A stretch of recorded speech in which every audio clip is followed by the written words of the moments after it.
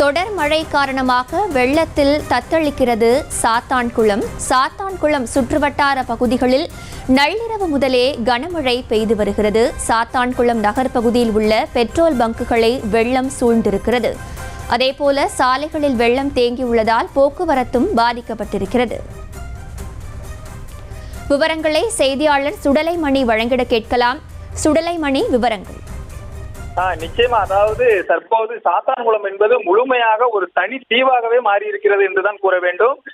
கடந்த நேற்று நள்ளிரவு முதல் தொடர்ந்து மழை பெய்து வருகின்ற காரணத்தினால் தற்போது வரை இந்த மழை என்பது குறைந்தபாடாக தெரியவில்லை.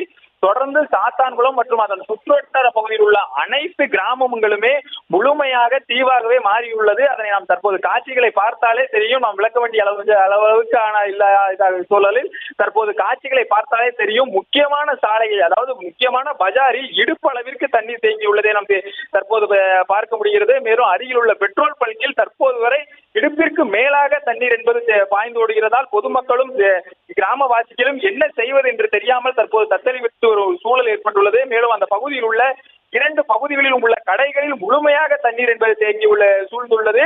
மேலும் அந்த பகுதியில் உள்ள 100க்கும் மேற்பட்ட வீடுகளையும் தண்ணீர் என்பது தேங்கியுள்ளது.